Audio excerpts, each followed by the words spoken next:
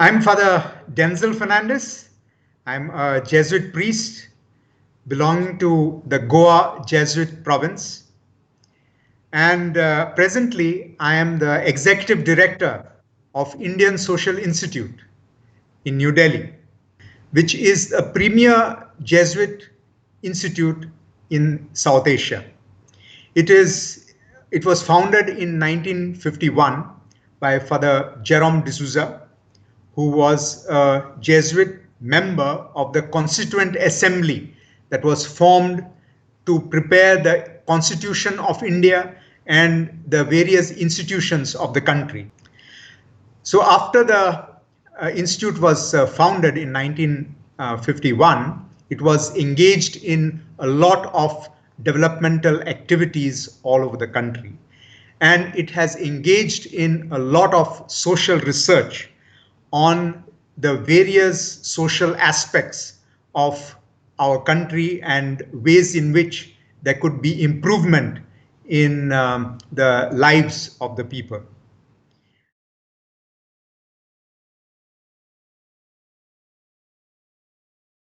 So COVID-19 affected everyone, and the government responded with a lockdown. A lockdown was a complete shutdown of all transport of businesses and so on and so forth. So our institute was closed, and over here a lot of people they lost their jobs. Then there are new ways of working, new ways of living. We had to introduce new hygiene methods, the sanitation, the temperature checks, and so on and so forth. Our income has reduced by 60%. And with just a 40% income through various investments here and there, we have to manage to pay our staff, which is a huge challenge for us. So this year is going to be a huge financial challenge for us over here. Then our other activities also, we have various activities and programs in the institute. We had to cancel them. Or otherwise we had to, do things differently, like have webinars. And recently we had 5 webinars and program on the occasion of International Indigenous Day, which is on 9th of August. So it has affected financially, it has affected work, it has affected programs, and we have to work differently in these times.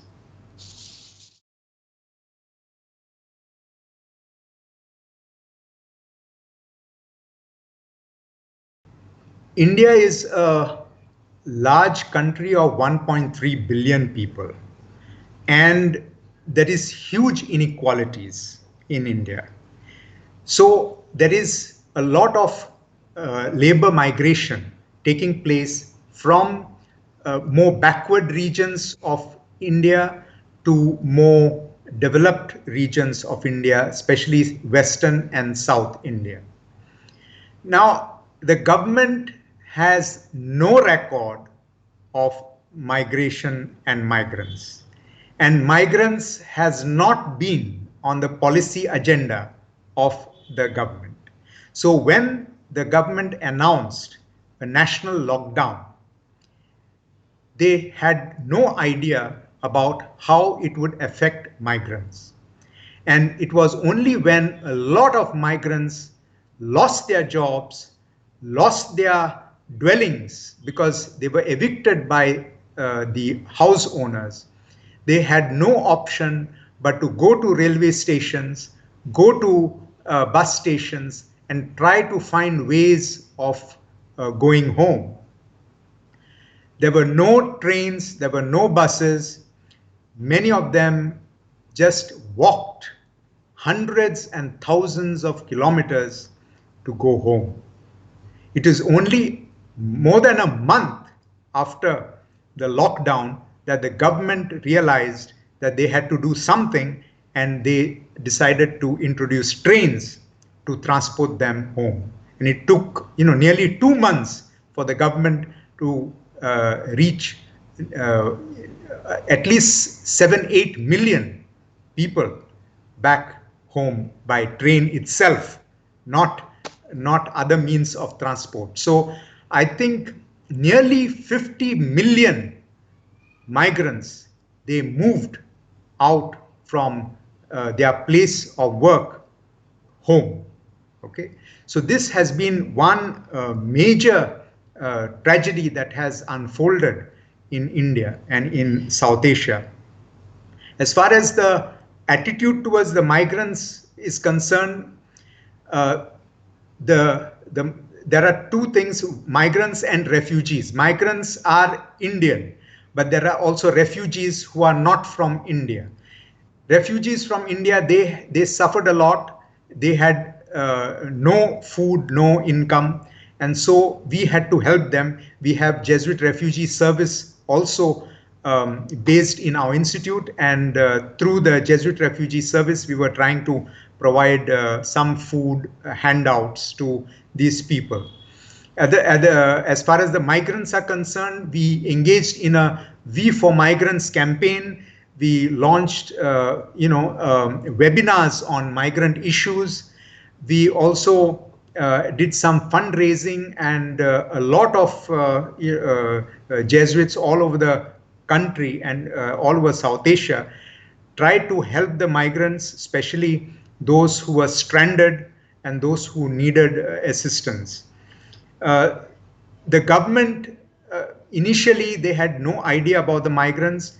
Then later, I told you, they provided some transport, but it is only about 2 months after the lockdown that the government announced some measures, financial measures, and other relief measures for the migrants. So in a way, the migrant issue has really captured the minds of the people, and it has brought to attention the problems and issues the migrants face, and the government has, though belatedly, tried to do something by providing some welfare measures for the migrants, and giving them also some skill development, and also some financial aid as to tide over this crisis. So this has been the situation in South Asia.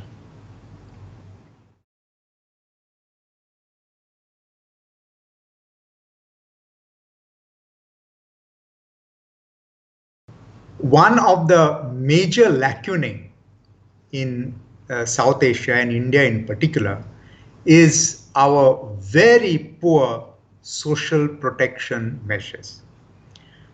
Very few percentage of workers do have social protection. It is only 7 or 8% of the workforce, which is mainly in the organized sector, that enjoy social protection. But a large majority of people, a large majority of workers, they do not have social security, they don't have employment security, they don't have income security. So in this situation, what is critically important to face a pandemic like this, or any sudden events such as the pandemic, and I think it is a good lesson for all policymakers, that they have to develop robust social protection measures, right from young children to old age. As far as children is concerned, compulsory education, midday meals, free education. This has to be very important. Those who are working, those who are in the workforce, they must have also, the social security measures, as well as unemployment benefits. If there were unemployment benefits in the country, there wouldn't have been, such suffering during a pandemic. So it is now that there is, greater thinking on universal basic income and various other unemployment and other benefits. So right from children, the workforce, uh, unemployment benefits, pensions, all this has to be included, and a robust social protection mechanism must be brought about in a country. As far as the trade unions are concerned, the trade unions also have mainly catered to the more organized sector of the economy, and therefore they also have not been able to, galvanize the workforce for their rights. And trade unions are, almost powerless now, because they are very few, and they are catering only to the few, workers in the organized sector. So a robust social protection is very important, not only for workers but for all citizens of the country. And if this is done, if this is ensured, whether migrants or refugees or anyone, every citizen and every person living in the country can benefit from these social protection measures, and they will not be able to starve or struggle in difficult times, especially uh, like that of the pandemic.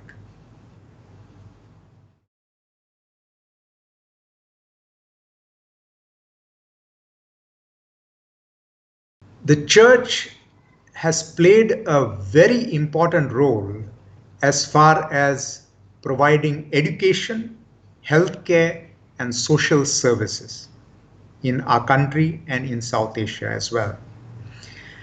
During the pandemic, the church has reached out to millions of people across all faiths, helping them, giving them food, trying to give healthcare, trying to assist them in reaching homes, especially the migrants, and so on and so forth. So, tremendous amount of charitable works is done by the church. But charitable works alone is not enough. There are structural problems in the economy, and these structural problems need to be addressed. And these structural problems can be addressed only if the church engages in policy. Unfortunately, in our country, the church has been marginalized, or Christians have been marginalized in the political sphere. As the political sphere has gone more and more uh, towards right wing and fundamentalist groups, so they are actually ruling the country. So this is a tremendous challenge. But uh, though we are few, we can engage with other civil society groups. We can engage with other intellectuals. We can engage with other experts in social policy, and try to develop alternative social policies that will be helpful for all, and try to remove the structural imbalances that exist, which create inequality in our country.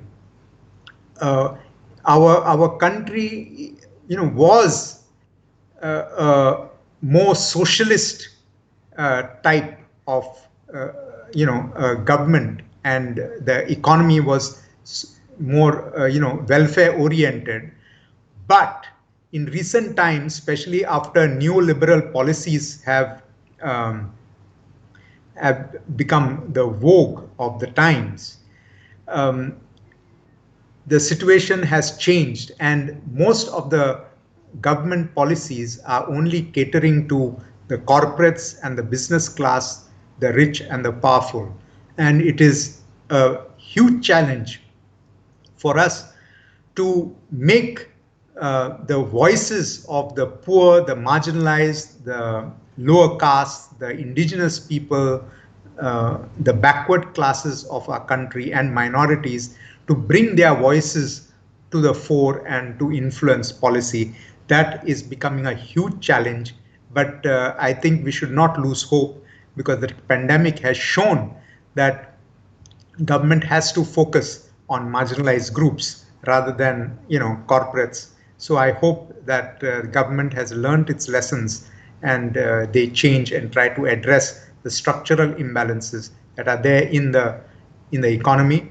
And the church can help in trying to rally around experts on social policy to address the structural imbalances in our country.